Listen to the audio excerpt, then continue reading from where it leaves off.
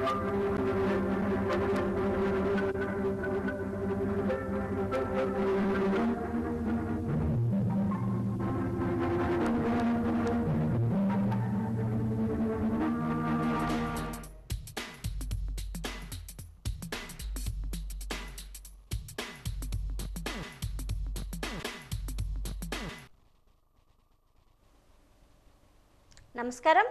వాజీ వార్తలకి స్వాగతం. ముందుగా ఈనాటి ముఖ్యాంశాలు. వాట్సాప్ గవర్నెన్స్ ప్రారంభించిన మంత్రి నారా లోకేష్ సమస్యల పరిష్కారం సులభతరమవుతుందని వెల్లడి.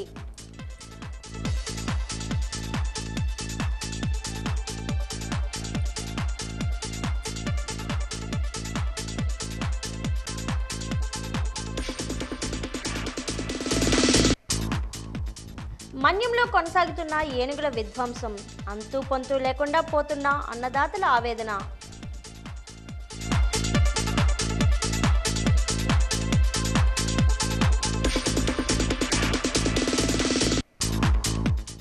పచ్చని వాతావరణంలో ప్రకృతి సోయగం, ఆహ్లాదకర వాతావరణంతో పరవశం. జిల్లా కేంద్రంలో నగర వనంపై వాజీ అందిస్తున్న ప్రత్యేక కథనం.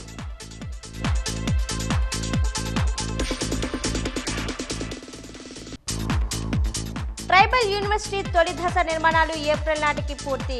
గిరిజన విశ్వవిద్యాలయం పనులు పరిశీలించిన జిల్లా కలెక్టర్ డాక్టర్ బిఆర్ అంబేద్కర్.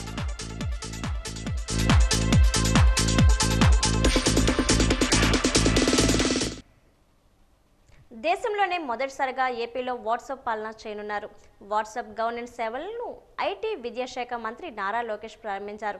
తొలి దశలో ప్రజలకు 161 సేవలు అందుబాటులోకి రానున్నాయి. వాట్సాప్ గవర్నెన్స్ సేవల కోసం ప్రభుత్వం మెటా సంస్థ ఒప్పందం కుదుర్చుకుంది. ఈ సందర్భంగా మంత్రి లోకేష్ మాట్లాడుతూ దేశంలోనే తొలిసారిగా ఏపీలో వాట్సాప్ గవర్నెన్స్ పాలన తీసుకొస్తున్నామని, ప్రపంచంలోనే ఎక్కడా ఇలాంటి సేవలు లేవని అన్నారు. వాట్సాప్ గవర్నెన్స్తో సులభంగా సమస్యలు పరిష్కారం చేసుకోవచ్చని, యువగలం పాదయాత్రలోనే వాట్సాప్ గవర్నెన్స్ ఆలోచన చేసినట్లు మంత్రి లోకేష్ తెలిపారు.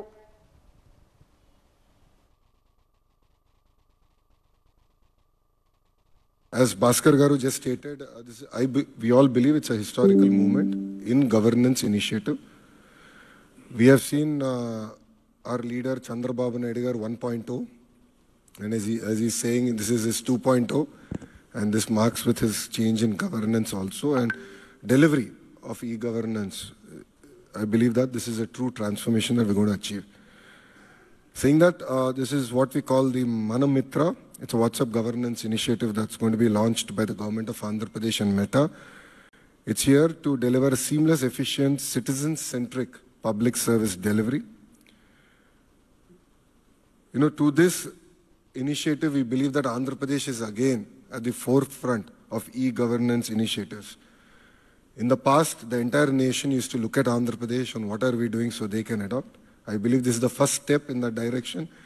And from RTG, from IT department, you will be seeing more and more such initiatives coming.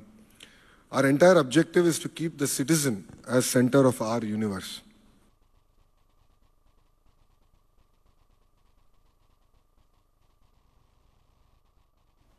జిల్లాలోని దత్తిరాజేరు, మెంటాడ మండలాల పరిధిలో ఏర్పాటవుతున్న కేంద్రీయ గిరిజన విశ్వవిద్యాలయం భవన నిర్మాణాల పనులు జిల్లా కలెక్టర్ డాక్టర్ బిఆర్ అంబేద్కర్ పరిశీలించారు. దత్తిరాజేరు మండలం మరడాం, మెంటాడ మండలం కుంటినవలస గ్రామాల పరిధిలో 560 ఎకరాల భూమిని రాష్ట్ర ప్రభుత్వం విశ్వవిద్యాలయం ఏర్పాటు కోసం కేటాయించడంతో పాటు ఈ విద్యా సంస్థలో త్రాగునీటి సరఫరా, విద్యుత్, రోడ్ల నిర్మాణం తదితర మౌలిక వసతులను కూడా రాష్ట్ర ప్రభుత్వం నిధులు కేటాయించింది. వచ్చే విద్యా సంవత్సరం నుంచి విశ్వవిద్యాలయాన్ని ఈ క్యాంపస్ నుంచే నిర్వహించేందుకు కేంద్ర ప్రభుత్వం ఏర్పాట్లు చేస్తుంది. ఈ నేపథ్యంలో జిల్లా కలెక్టర్ డాక్టర్ బిఆర్ అంబేద్కర్ గిరిజన విశ్వవిద్యాలయ అధికారులు, రాష్ట్ర ప్రభుత్వ అధికారులతో కలిసి విశ్వవిద్యాలయ ప్రాంగణంలో పర్యటించి భవన నిర్మాణ పనులు పరిశీలించారు. బాలురు వసతి గృహం, పరిపాలన భవనం, మెస్, అతిథి గృహం పనులు జరుగుతున్న తీరును పరిశీలించి వాటి పనులు ఏప్రిల్ నాటికి పూర్తయ్యేది లేదని ఇంజనీరింగ్ అధికారులతో మాట్లాడి తెలుసుకున్నారు. పరిపాలన భవనాన్ని G2, బాలుర హాస్టల్ భవనాన్ని G7 అంతస్తుల్లో నిర్మిస్తున్నామని కేంద్రీయ విశ్వవిద్యాలయ అధికారులు వివరించారు. 2027 నాటికి అన్ని భవనాలను పూర్తి చేసేలా ప్రణాళిక రూపొందించామని తెలిపారు.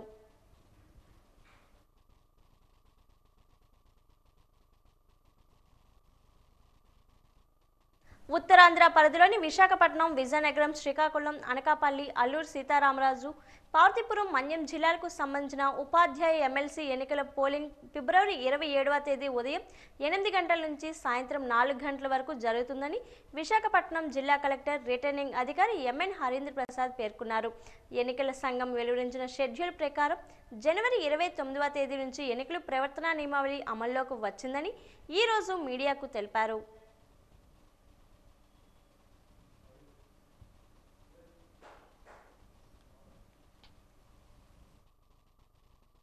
మన్యం జిల్లాలో ఏనుగుల బీభత్సం ఇంకా కొనసాగుతూనే ఉంది. కురుపాం మండల పరిసర ప్రాంతాల ప్రజలు బిక్కుబిక్కుమంటూ క్షణక్షణం భయభ్రాంతులతో కాలాన్ని గడుపుతున్నారు. రైతులు హుటాహుటిన అటవీ శాఖ కార్యాలయానికి వెళ్ళినప్పటికీ అధికారులు అందుబాటులో లేరు. నిన్న రాత్రి కురుపాం మండలం సీతంపేట గ్రామానికి చెందిన గుండ్రెడ్డి రామకృష్ణ అనే రైతు 5 ఎకరాల కర్బూజా తోటను, అరటి తోటను ఏనుగులు ధ్వంసం చేశాయి. ఆ పరిసర ప్రాంత రైతులంతా ఏ క్షణంలో ఏనుగులు వారి పంటను నాశనం చేస్తాయో తీవ్ర ఆందోళన వ్యక్తం చేస్తున్నారు. ఏనుగులు మరో ప్రాంతానికి తరలించకపోతే భారీ ఎత్తున పంటను ధ్వంసం చేసే అవకాశం ఉందని ఆవేదన వ్యక్తం చేస్తున్నారు. పరిసర గ్రామాలైన పూతికవలస, శివన్నపేట, గోలవలస ప్రాంత ప్రజలు భయాందోళనతో ఉన్నారు.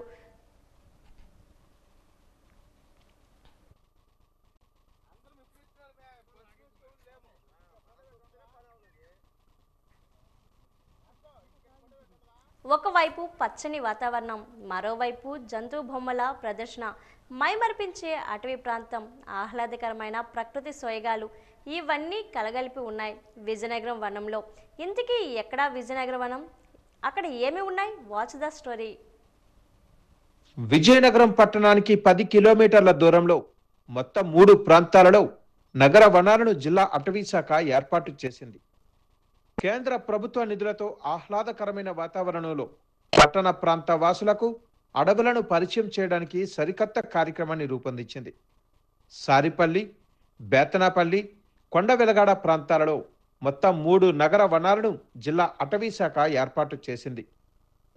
సారిపల్లి పారిశ్రామిక ప్రాంతంలోని విజయనగరం నెల్లిమర్ల రోడ్డుకి 1.5 కిలోమీటర్ల దూరంలో విజయనగర వనాన్ని ఏర్పాటు చేశారు. విజయనగర వనాన్ని తిలకించడానికి, ఆహ్లాదకరమైన వాతావరణం ఆస్వాదించడానికి వీలుగా అన్ని రకాల సౌకర్యాలను జిల్లా అటవీ శాఖ ఏర్పాటు చేసింది. ఈ వనంలోనికి ప్రవేశించడానికి పెద్దలకు 20 రూపాయలు, చిన్నలకు 10 రూపాయల టికెట్లను, చిన్న చిన్న పార్టీలకు 2000 రూపాయలు, ఫోటోలు తీసుకోవడానికి అనుమతులు కల్పిస్తూ 1000 రూపాయలు టికెట్లను ఏర్పాటు చేశారు. పిల్లలు చూడటానికి జంతువుల బొమ్మల ప్రదర్శనను, ఇంటర్ప్రిటేషన్ సెంటర్లు ఏర్పాటు చేశారు. అటవీ వాతావరణంలో జంతువుల బొమ్మల ప్రదర్శన ప్రత్యేక ఆకర్షణగా నిలుస్తోంది.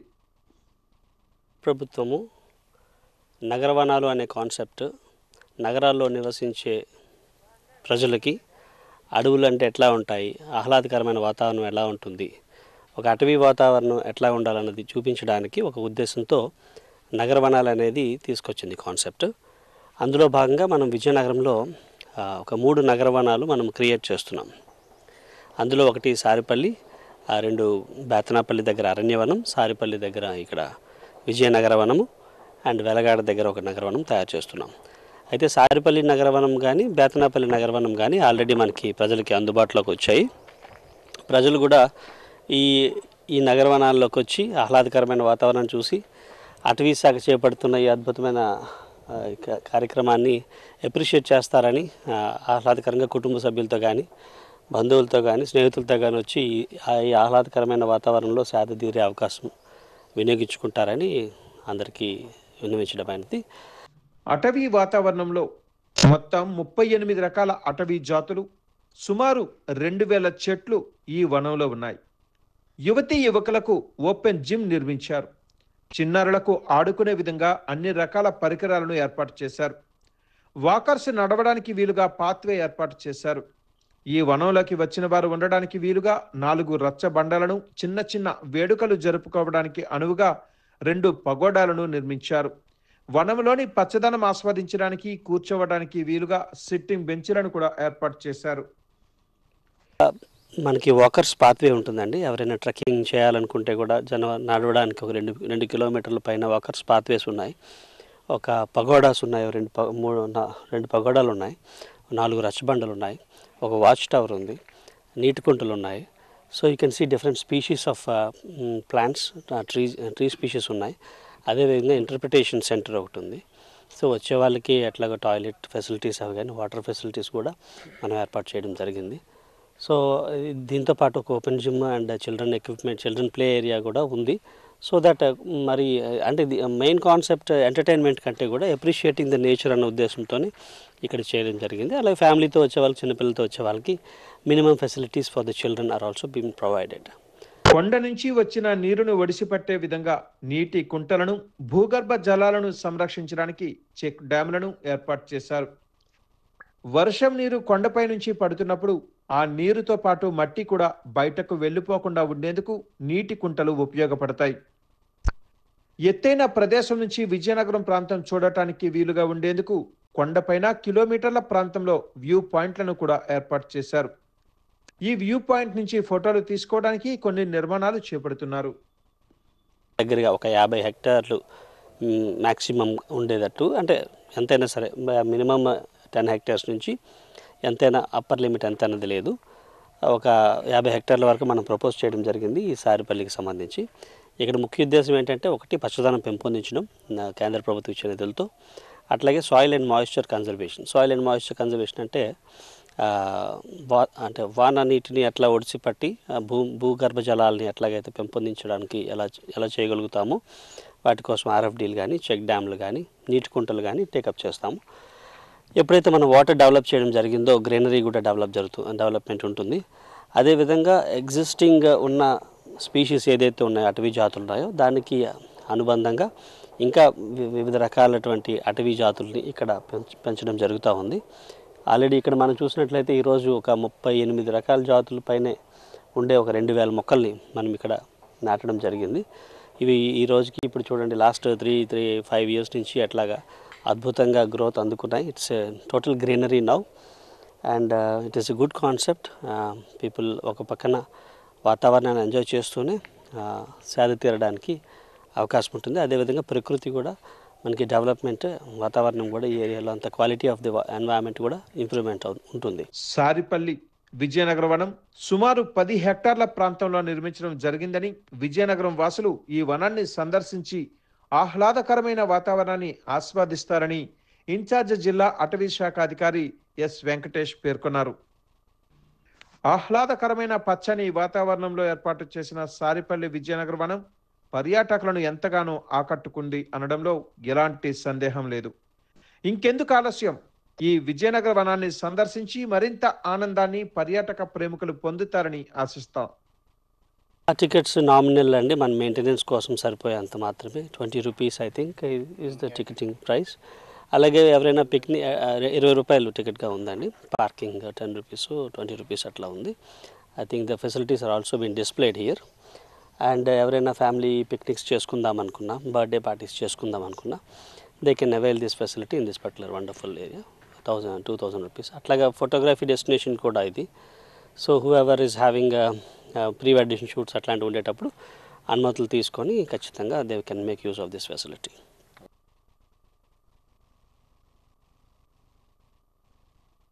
మహాత్మా గాంధీజీ జీవిత చరిత్ర భావితరాలకు స్ఫూర్తిదాయకమని విశాఖపట్నం జిల్లా కలెక్టర్ ఎంఎన్ హరేంద్ర ప్రసాద్ పేర్కొన్నారు.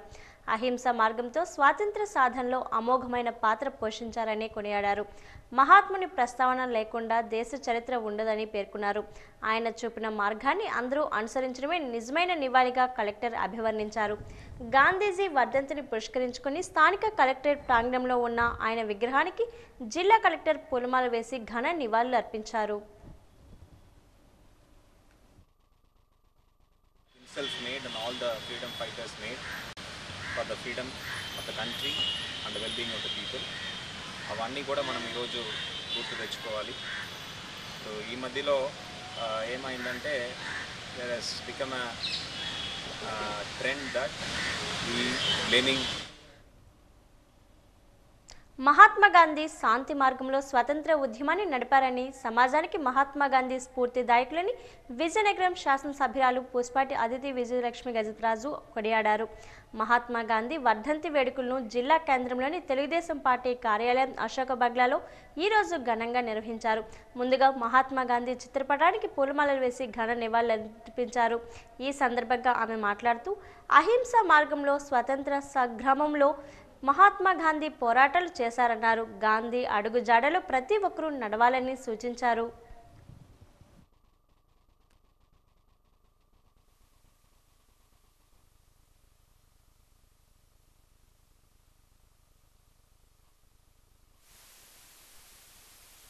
మహాత్మా గాంధీ వర్ధంతి సందర్భంగా మనం ఈరోజు వారు చేసిన మంచి పనులన్నీ గుర్తించుకుంటూ మనం వారికి పుష్పాలతో నివాళులు అర్పించాము. మనం చూస్తుంటే మహాత్మా గాంధీ గారు ఒక కీలక పాత్ర అనేది మన ఇండిపెండెన్స్ మూవ్మెంట్లో వహించారు. మొత్తం భారతదేశంనే ఒక ఏకతాటిగా తీసుకొచ్చి, ఎప్పుడైతే బ్రిటిష్ ఒక డివైడ్ అండ్ రూల్ పాలసీ ఆ రోజుల్లో వినియోగించుకొని మన మొత్తం రాష్ట్రాన్ని డివైడ్ చేస్తా అన్ని వర్గాల ప్రజల్ని కూడా డివైడ్ చేశారు. ఫిజికల్గా డివైడ్ చేశారు, అలాగే ప్రజల్ని కూడా డివైడ్ చేశారు, రిలీజియస్గా కూడా డివైడ్ చేశారు, కాస్ట్ విధానంగా కూడా డివైడ్ చేశారు. అన్ని విధాలుగా ప్రజల్ని డివైడ్ చేసి ఉంచుకొని వాళ్ళు పరిపాలించారు. అయితే మహాత్మా గాంధీ గారు మొత్తం భారతదేశాన్ని ఏకతాటిగా ఒక్క తాటి మీద తీసుకొచ్చి ఒక ఇండిపెండెన్స్ మూవ్మెంట్ని ముందుకు తీసుకువెళ్ళారు. దాంట్లో ఈ ఇండిపెండెన్స్ మూవ్మెంట్ అనేది ఒక పీస్ఫుల్ మూవ్మెంట్గా తీసుకువెళ్ళారు. అయితే ఎప్పుడు మహాత్మా గాంధీ గారు అనేవారు, ఒక కలంకి అంటే పెన్కి ఎంతో శక్తి ఉంటుంది అనేది అనేవారు. అయితే మనకి ఏ ప్రాబ్లం వచ్చినా మనం ఒక డెమోక్రటిక్ కంట్రీగా ఏ ప్రాబ్లం వచ్చినా మనం దాన్ని ఒక రాసి మనం అది ఒక పీస్ఫుల్ విధానంగా మనము సొల్యూషన్ వెతకాలని ఈరోజు నేను అందరు కూడా ఈ సందర్భంగా అందరినీ కూడా కోరుకుంటూ సెలవు తీసుకుంటాను.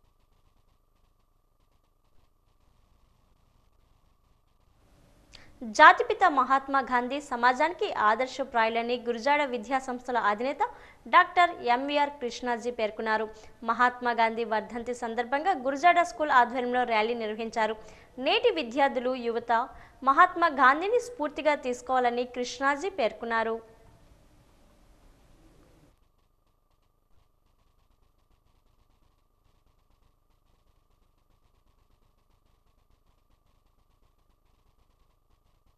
మహాత్ముడిగా భారతదేశానికి స్వతంత్రం సాధించిన మహనీయుడు తన నడవడికతో, తన ప్రభావంతో బ్రిటిష్ వారిని గడగడలాడించి బయటకు పంపించిన మహానుభావుడు మహాత్మా గాంధీ వర్ధంతి రోజున ఈరోజు విద్యార్థి లోకం మరి మహాత్మా గాంధీ గారి సర్వీసెస్ని, వారి త్యాగాలని మర్చిపోతుందేమో అన్న భయంతో గురజాడ విద్యా సంస్థల తరపున మేము మొత్తం పిల్లల్లో మహాత్మా గాంధీ ఏం చేశారు, మహాత్మా గాంధీ ఎందుకు చనిపోయినాడు, మహాత్మా గాంధీ చేసిన సర్వీసెస్ ఏంటి, మహాత్మా గాంధీ హిందూ, ముస్లింలు, మరి జైనులు, మొత్తం అన్ని మతస్థులు, క్రిస్టియన్స్ అందరూ ఐకమత్యంగా ఉండాలని ఒక అద్భుతమైన భావంతో, మరి అలాగే దళితులు, గిరిజనులు అందరూ కూడా డౌన్ ట్రోడన్ వారు మొత్తం అందరూ సమానంగా ఉండాలనే ఒక ఆలోచనతో స్వతంత్రాన్ని తీసుకొచ్చిన మహనీయుడు.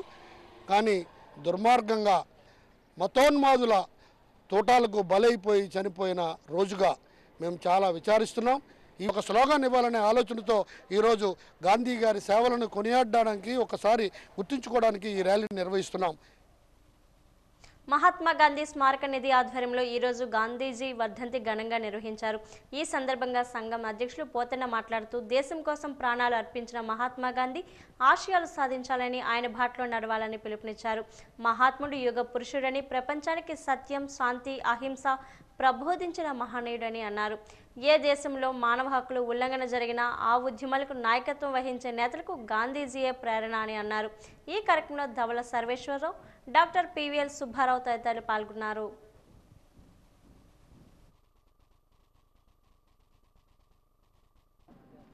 మహాత్మా గాంధీ గారు ఒక యుగ పురుషుడు. ఈ ప్రపంచానికి శాంతి సందేశాన్ని అందించినటువంటి గొప్ప శాంతిమూర్తి. ప్రపంచంలో ఏ దేశంలో ఏ ఒక్క నాయకుడు మానవ హక్కుల పోరాటం చేసినా వారందరికీ కూడా మహాత్మా గాంధీ గారు ఒక మార్గదర్శనం, ఒక స్ఫూర్తి ప్రదాత. అట్లాంటి మహాత్మా గాంధీ గారు ఈ యొక్క దేశం కోసం, దేశ ప్రజల కోసం ఆత్మార్పణ చేసినటువంటి గొప్ప త్యాగమూర్తి. నెల్సన్ మండేలా గారు కానివ్వండి, మార్టిన్ లూథర్ కింగ్ గారు కానివ్వండి,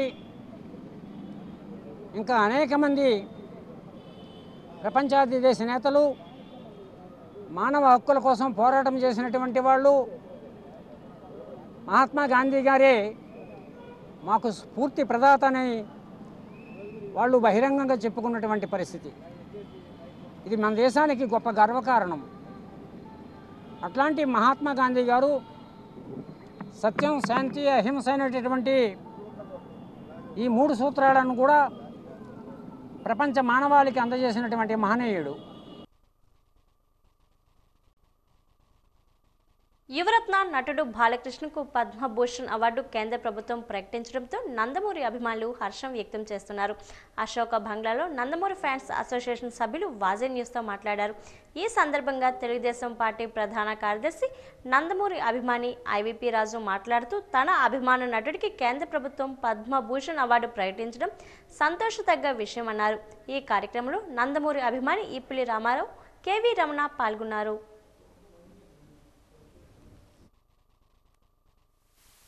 ఉత్తమ అవార్డుల పథకాల్లో ఒకటైన పద్మభూషణ్ అవార్డుని మా ప్రీతమ నాయకులు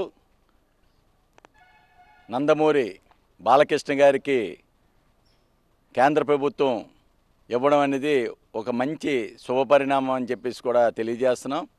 యావత్ భారతదేశంలో కాదు, విదేశాల్లో ఉన్న ప్రతి తెలుగువారు కూడా ఈ విషయంలో అందరూ కూడా అరసధ్వనాలు చేస్తున్నారని చెప్పేసి కూడా తెలియజేస్తున్నాం. బాలకృష్ణ గారు ముఖ్యంగా సినీ రంగంలో ఈ అవార్డు ఆయనకి రావడం జరిగింది సేవల నిమిత్తం. ఒక పక్క సినీ రంగంలో సేవలు చేస్తూ అలాగే సామాజిక సేవల్లో కూడా ఆయన ఎన్నో కార్యక్రమాలు చేయడం జరిగింది. 1975లో తాతమ్మ కళ సినిమాతో ఆయన బాలనటుడిగా సినిమాల్లోకి రావడం, తర్వాత సాహసమే జీవితం అన్న సినిమా నుంచి హీరోగా రావడం, సుమారు 109 సినిమాల్లో ఆయన హీరోగా నటించి ఎన్నో మంచి పాత్రలు వేసి సమాజానికి పనికొచ్చే పాత్రలు వేసిన ఆ మహాభావుడికి ఈరోజు భారత పద్మభూషణ అవార్డుని రావడం అనేది మంచి. నగరంలోని 39వ డివిజన్లో జరుగా తెలుగుదేశం పార్టీ సభ్యత్వ నమోదు జరుగుతుంది. మాజీ కార్పొరేటర్ కొన్నాన రాజలక్ష్మి ఆధ్వర్యంలో సభ్యత్వ నమోదు చేపట్టారు. ఈ సందర్భంగా ఆమె మాట్లాడుతూ రాష్ట్రంలో 1 కోటికి పైగా సభ్యత్వ నమోదు జరిగిందని చెప్పారు. సార్వత్రిక ఎన్నికల్లో ముఖ్యమంత్రి చంద్రబాబును నమ్మి ప్రజలు కూటమి ప్రభుత్వాన్ని గెలిపించాలని కార్యకర్తకు భరోసా కల్పించిన పార్టీ తెలుగుదేశం పార్టీ అని చెప్పారు. సభ్యత్వ నమోదు చేసుకున్న ప్రతి కార్యకర్తకు బీమా సౌకర్యం ఉందన్నారు.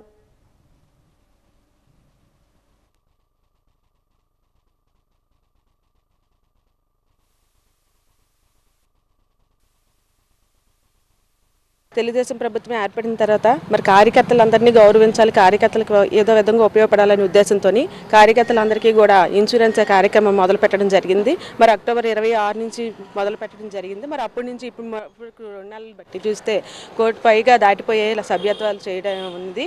మరి ప్రజలందరూ కూడా చాలా సంతోషంగా ఆనందంగా ఇవన్నీ చేయించుకోవడానికి ముందుకు వస్తున్నారు. అదేవిధంగా ఇంకా ఈ కార్యక్రమం మొదలుపెట్టి 100 రోజులు అవ్వడం వల్ల 100 రోజులు చేరువ అవుతున్న తరుణంలోని మరి లాస్ట్ 2 రోజులు గట్టిగా చేయాలని మా మేడం గారు అతి విజయలక్ష్మి గారి ఆదేశాల మేరకు మరి మేము అందరం కూడా వార్డులోని కార్యక్రమం ఈరోజు చాలా గట్టిగా చేయడం జరుగుతుంది. నిన్న సుమారు 100 వరకు చేయడం జరిగింది. మరి మిగతా బ్యాలెన్స్ ఈరోజు రేపుల్లోని కూడా చేయడం జరుగుతుంది. ఈ విదేశం ఎవరెవరైతే మిగిలిపోయారో వాళ్ళందరికీ కూడా ఫోన్లు చేసి ఇంటిమేట్ చేసి వాళ్ళందరినీ రప్పించి ఇన్సూరెన్స్లు చేయించడానికి మేమందరం కూడా మా కార్యకర్తలందరూ కూడా సాయం చేస్తున్నారు. అదేవిధంగా వార్డులో ఉన్న ప్రజలందరూ కూడా చేయించుకోవడానికి ఇంకా ఇంట్రెస్ట్ చూపిస్తున్నారు. మరి ప్రభుత్వం అయితే ఇంకా కొంచెం సమయం పెంచుంటే ఇంకా ఆనందంగా ఉంటుందని చెప్పేసి మా యొక్క ఉద్దేశం. మరి ప్రజలందరూ కూడా సభ్యత్వాలు చేసుకోవడానికి ముందుకు వస్తున్నారు. కాకపోతే వాళ్ళకి ఓటర్ లిస్టులు వెతికి ఇవన్నీ చేయడం వల్ల కొంచెం లేట్ అవడం వల్ల మరి ఇంకొంచెం సమయం ఉంటే బాగుంటుందని మా యొక్క ఉద్దేశం. విజయనగరం జిల్లా గజపతినగరం వైఎస్ఆర్ కాంగ్రెస్ పార్టీ కార్యాలయంలో మాజీ ఎమ్మెల్యే బొత్స అప్పలనరసయ్య మీడియా సమావేశం నిర్వహించారు. ఈ సందర్భంగా ఆయన మాట్లాడుతూ ముఖ్యమంత్రి చంద్రబాబు నాయుడు సూపర్ 6 పథకాలు అమలు చేయలేము అని చెప్పడం ప్రజలు మోసం చేయడమేనని అన్నారు. గత వైసీపీ ప్రభుత్వం కంటే మెరుగైన పథకాలు ఇస్తామని ప్రజలకు ఆశ చూపి ఓట్లు వేయించుకొని ఇప్పుడు అప్పులు ఉన్నాయి, సూపర్ 6 పథకాలు అమలు చేయలేము అని చెప్పడం సమంజసం కాదని, సమయం వచ్చినప్పుడు ప్రజలే కూటమి ప్రభుత్వానికి బుద్ధి చెబుతారని అన్నారు. ఆదాయం లేదు, వనరులు లేవు అని చెప్పేసి లేదు తెలుసు కదా మీకు. ఆ రోజు ఒక సీనియర్ ముఖ్యమంత్రి తెలియదా ఈ రాష్ట్ర ఆదాయం సంగతి? తెలియకంటే ప్రజలకు ఏమైనా హామీలు ఇచ్చావా? ఉట్టిటి వాగ్దానాలు చేసావా? ఉత్తి కబుర్లు చెప్పావా ప్రజలకు మోసం చేయడానికి? ఈరోజు పరిపాలన చంద్రబాబు నాయుడు పరిపాలన అంటేనే చంద్రముఖి పరిపాలన. ఈరోజు ప్రజలందరూ కూడా పులినోట్లో తలపెట్టినట్టు అయిపోయిన పరిస్థితి. అడ్డంగా బుక్ అయిపోయారు. ఈరోజు ఏం చేయాలో తోచట్లేదు. ఈ రోజుగా నిర్దేశాలు అయితే ఒక్క సీటు కూడా చంద్రబాబు నాయుడు కంటే 175 సీట్లు ఈరోజు అధికారం ఇచ్చే పరిస్థితి ఈరోజు ప్రజల్లో ఉంది. ఈరోజు ఎందుకంటే మోసం చేసే నాయకుడు, ఎందుకంటే ఆయన తెలుసు చంద్రబాబు నాయుడు నైజం ఈ రాష్ట్ర ప్రధానికి అని తెలుసు. కానీ పక్కన చేరిన పార్టీలు ఉన్నాయి కదా, బీజేపీ అండ్ పవన్ కళ్యాణ్ చూసి పవన్ కళ్యాణ్ పెద్ద పోటీగాడు, వదిలేస్తాడు, మాకేదో చేస్తాడని యువత అంతా కూడా ఆలోచన చేసుకొని ఈరోజు ఓట్లు వేస్తే పవన్ కళ్యాణ్ ఏం మాట్లాడు, బీజేపీ ఏం మాట్లాడదు. మరి ప్రజలకు ఇచ్చిన వాగ్దానాలని ఎవరు అమలు చేస్తారు? ఎవరు దీనికి జవాబుదారీగా ఉంటారు? ఆలోచన చేయవలసిన పరిస్థితి రోజు వచ్చింది. దావోస్ పర్యటనకు వెళ్లి తిరిగి పార్తీపురం నియోజకవర్గానికి చేరుకున్న ఎమ్మెల్యే బోనెల విజయచంద్రకు నియోజకవర్గంలోని టీడీపీ నాయకులు, కార్యకర్తలు ఘన స్వాగతం పలికారు. సీతానగరం నుంచి పార్తీపురం వరకు ర్యాలీ నిర్వహించి స్వాగతం పలికారు. దావోస్ పర్యటనకు అవకాశం రావడం ఒక గొప్ప అనుభూతిని, అరుదుగా కొంతమందికి లభించే ఇటువంటి అవకాశం తనకు దక్కడం చాలా ఆనందంగా ఉందని ఎమ్మెల్యే విజయచంద్ర అన్నారు.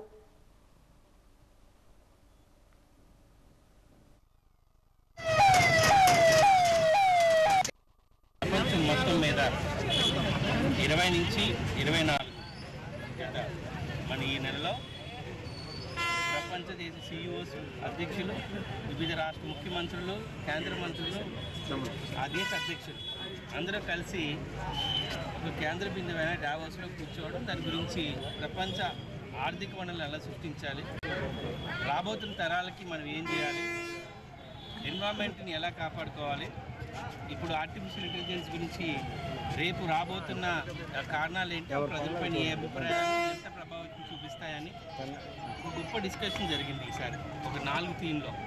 అయితే అందులో కూడా నేను భాగస్వామ్యం చేయడం, పాల్గొనడం పార్వతీపురానికే గర్వకారణంగా చెప్తున్నాను నేను. ఎందుకంటే ఎంతో అరుదుగా వచ్చే అవకాశం అది ముఖ్యమంత్రులకి, మంత్రులకి, అది అందరి మంత్రులకు కూడా రాదు. అలాంటిది నాకు రావడం, నేను వెళ్ళడం, అందులో పార్టిసిపేట్ చేయడం, నా వంతు సాయంగా మన ఏపీ ప్రొవిజన్ ఏదైతే బిల్డింగ్ ఉందో అందులో కూర్చుంటూ ఎవరైతే ఇన్వెస్టర్స్ వస్తున్నారో ఆంధ్రప్రదేశ్కి వాళ్ళతో కూడా మాట్లాడడం, ఆంధ్రప్రదేశ్ గురించి చెప్పడం, ప్రభుత్వం తీసుకుంటున్న నిర్ణయాలు చెప్పడం, ప్రభుత్వం తీసుకుంటున్న ఈజీ టు బిజినెస్ గురించి చెప్పడం, ఆంధ్రప్రదేశ్ బిజినెస్కి ఎంత అనువైన ప్రదేశం అనేది నా ద్వారా కూడా చెప్పడం కూడా నాకు చాలా ఆనందం వచ్చింది. ప్రభుత్వానికి, ముఖ్యంగా ముఖ్యమంత్రి గారికి, నారా లోకేష్ గారికి ప్రత్యేకంగా నమస్కారాలు, కృతజ్ఞతలు తెలియజేసుకుంటున్నాను. వేపాడ మండలం ఆతవ గ్రామానికి రోడ్డు వేయమని గ్రామ ప్రజలు ధర్నా చేపట్టారు. సిపిఎం పార్టీ నాయకులు చల్లా జగన్ ఆధ్వర్యంలో గత 3 రోజులుగా ఆతవ గ్రామానికి రోడ్డు నిర్మించాలంటూ టెంట్ వేసి గ్రామస్తులు ధర్నా నిర్వహిస్తున్నారు. అటుగా వెళ్తున్న ఎమ్మెల్యే కోల లలిత్ కుమార్తో తమ గోడు విడిపించుకున్నప్పటికీ స్పష్టమైన వాగ్దానం రాకపోవడంతో ఎమ్మెల్యేని అడ్డగించారు.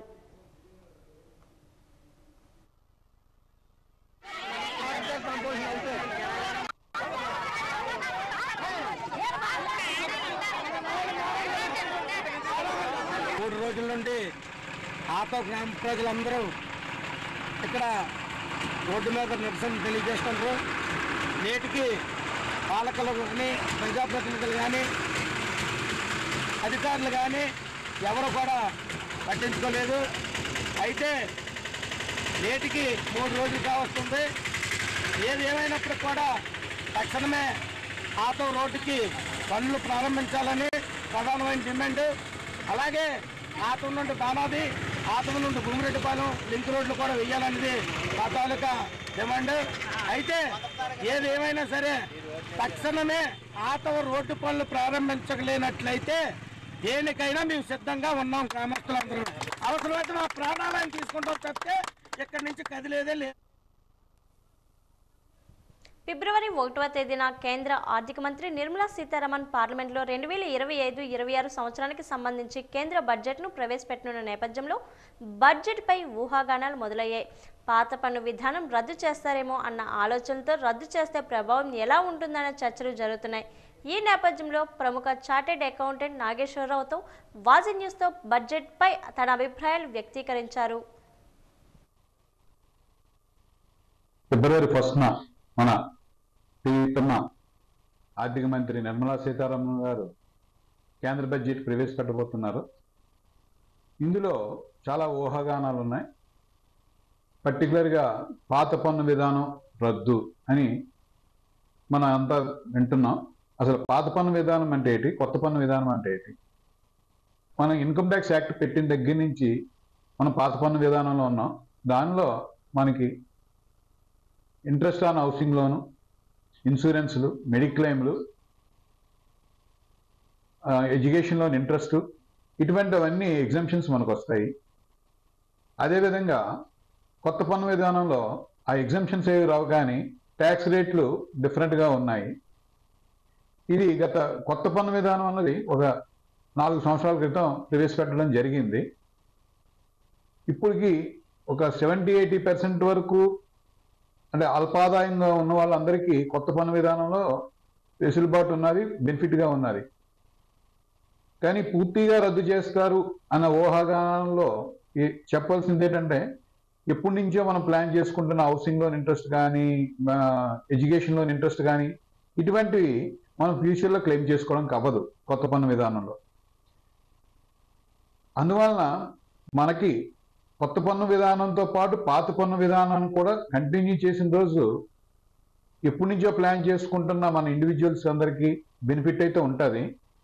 సడన్గా మీరు మీ ప్లానింగ్ అంతా దెబ్బతింటూ పాత పన్ను విధానాన్ని రద్దు చేస్తున్నాం, కొత్త పన్ను విధానాన్ని మేము పెడుతున్నాం అంటే కొంచెం మంది వర్గానికి ఇబ్బందికరంగా ఉంటుంది. ఒకవేళ అదే విధంగా చేసినట్టయితే మన ఎగ్జామ్షన్ లిమిట్ పెంచుతూ ఇంకా ట్యాక్స్ రేట్ తగ్గించి అది బెనిఫిట్గా ఉన్నప్పుడు పూర్తిగా పాత పన్ను విధానం రద్దు చేసినా ఎవరికి ఇబ్బంది అయితే ఉండదు. రాష్ట్ర ప్రభుత్వం ప్రతిష్టాత్మకంగా చేపట్టిన రెవెన్యూ సదస్సును విజయనగరం మండలంలో విజయవంతంగా నిర్వహించినట్లు తహసీల్దార్ కూర్మనాథరావు తెలిపారు. ఈరోజు తన కార్యాలయంలో మీడియాతో మాట్లాడుతూ రాష్ట్ర ప్రభుత్వం చేపట్టిన రెవెన్యూ సదస్సులో భాగంగా డిసెంబర్ 6వ తేదీ నుంచి జనవరి 2వ తేదీ వరకు విజయనగరం మండలంలో నిర్వహించిన రెవెన్యూ సదస్సుల్లో వచ్చిన ఫిర్యాదులు 70% పూర్తి చేశామన్నారు.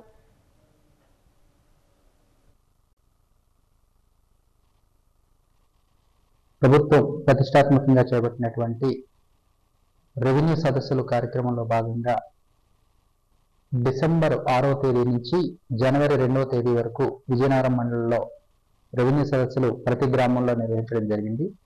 ఈ రెవెన్యూ సదస్సుల్లో విజయనగరం మండలానికి సంబంధించి ప్రతి గ్రామంలో ఆర్ఐ, సర్వేయరు, అదేవిధంగా endowment department, sub registrar, all department officers కలిసి గ్రామాల్లో తిరిగి అక్కడ ఉన్నటువంటి రెవెన్యూ సమస్యలపై అప్లికేషన్లు మేము స్వీకరించడం జరిగింది. ఆ గ్రామ రెవెన్యూ సభల్లో మనకి మొత్తంగా 304 దరఖాస్తులను మనం స్వీకరించడం జరిగింది. ఆ 304 దరఖాస్తులు కూడా మనం రెవెన్యూ PGRS లో ఇచ్చినటువంటి సెపరేట్ పోర్టల్ రెవెన్యూ సదస్సుల పోర్టల్లో వాటిని అప్లోడ్ చేసి వాటిని సత్వరమే పరిష్కరించడానికి ఎంక్వైరీలు జరిపి ఉన్నాము. నేటి వరకు మనకి కేటగిరీ వైజ్ వచ్చిన వాటిల్లో ఈ 304 దరఖాస్తుల్లో 185 దరఖాస్తులు మ్యూటేషన్స్ కోసం వచ్చినటువంటివి. అదేవిధంగా అసైన్మెంట్ ఇవ్వమని ఒక 6 దరఖాస్తులు వచ్చాయి. అదేవిధంగా క్యాష్ సర్టిఫికెట్లు ఒక 61, డిజిటల్ సైన్ అవ్వలేదని చెప్పేసి ఒక 3 దరఖాస్తులు వచ్చినాయి. అయితే ఈ cash certificates plus digital signature సంబంధించినటువంటి దరఖాస్తులను అక్కడికక్కడే గ్రామంలోనే వెంటనే పరిష్కరించి 61 క్యాష్ సర్టిఫికెట్లు కూడా వెంటనే దరఖాస్తు తీసుకున్న వెంటనే ఒక అరగంటల వ్యవధిలోనే వాళ్ళకి క్యాష్ సర్టిఫికెట్ ఇవ్వడం జరిగింది. జిల్లా వ్యాప్తంగా తూనికలు కొలతల శాఖ ఆధ్వర్యంలో విస్తృతంగా తనిఖీలు నిర్వహిస్తున్నామని జిల్లా తూనికలు కొలతల శాఖ విజయనగరం పరిశీలకులు ఎం దామోదర్ నాయుడు తెలిపారు. ఈ మేరకు విజయనగరంలోని బాలాజీ నగర్లో ఉన్న ఏపీ లీగల్ మెట్రాలజీ శాఖ కార్యాలయంలో ఆయన తన ఛాంబర్లో మీడియాతో మాట్లాడుతూ ఏపీ లీగల్ మెట్రాలజీ శాఖ ద్వారా జారీ చేసిన నిబంధనలు ఉల్లంఘించిన వారిపై కేసులు నమోదు చేస్తున్నామని, అపరాధ రుసుములు వసూలు చేస్తున్నామని ఆయన స్పష్టం చేశారు. గత ఏడాదికి సంబంధించి ఇప్పటి వరకు విజయనగరం జిల్లాలో తన పరిధిలోని 18 మండలాల్లో తూనికలు కొలతల పరికరాలకు ధ్రువపత్రాలు మంజూరు ద్వారా 13,07,730 రూపాయలు వసూలు చేశామని, 370 కేసులు నమోదు చేసి 11,03,500 రూపాయలు అపరాధ రుసుముగా వసూలు చేశామన్నారు.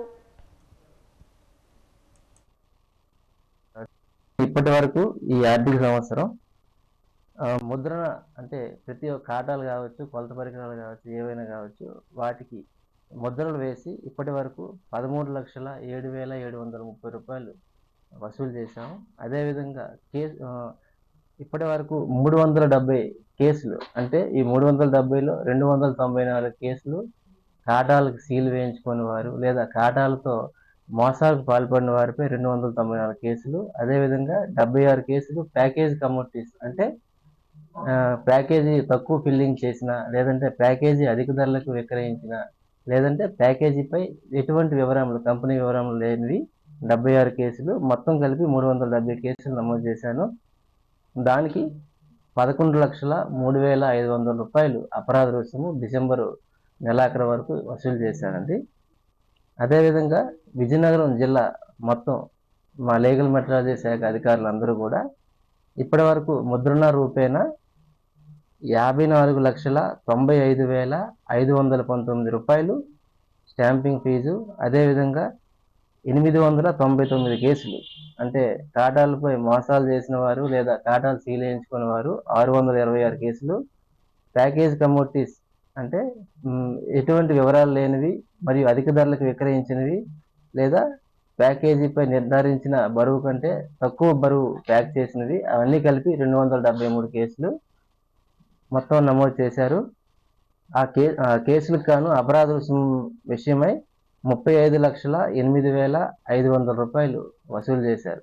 అదేవిధంగా ఈ రకంగా మనం వ్యాపారస్తులందరికీ కూడా హెచ్చరించేది ఏంటంటే, ఏ వ్యాపారస్తుడు కూడా మార్కెట్లో వినియోగించే తూనిక యంత్రం కావచ్చు, కొలత పరికరం కావచ్చు, ఏదైనా సరే తప్పనిసరిగా లీగల్ మెట్రాలజీ శాఖతే వెరిఫై చేయించుకొని సర్టిఫికేషన్ అనేది చేయించుకోవాలి. ఆ విధంగా చేయించుకోకుండా వినియోగిస్తే మాత్రం మాకు దొరికితే తనిఖీల్లో వారిపై చట్టపరంగా చర్యలు తీసుకుంటాం. అవసరమైతే వారి కోర్టులో కూడా దాఖలు పరిచి భారీ పెనాల్టీలు అనేవి పడేటట్లు చూస్తాం. అదేవిధంగా వార్తలు ముగించే ముందు ముఖ్యాంశాలు మరోసారి. వాట్సాప్ గవర్నెన్స్ ప్రారంభించిన మంత్రి నారా లోకేష్, సమస్యల పరిష్కారం సులభతరమవుతుందని వెల్లడి.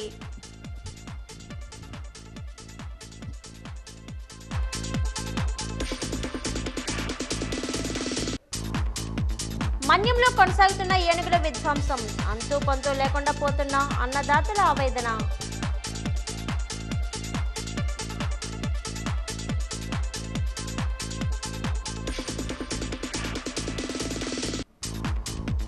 పచ్చని వాతావరణంతో ప్రకృతి సోయగం, ఆహ్లాదకర వాతావరణంలో పరవశం. జిల్లా కేంద్రంలో నగర వనంపై బాజీ అందిస్తున్న ప్రత్యేక కథనం.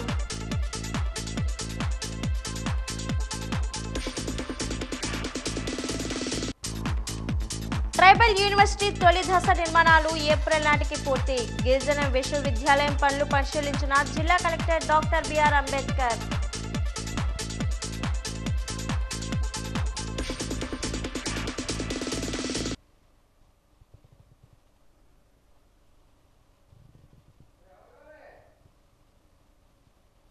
వాజీ వార్తలు ఇంతటితో సమాప్తం. నమస్కారం.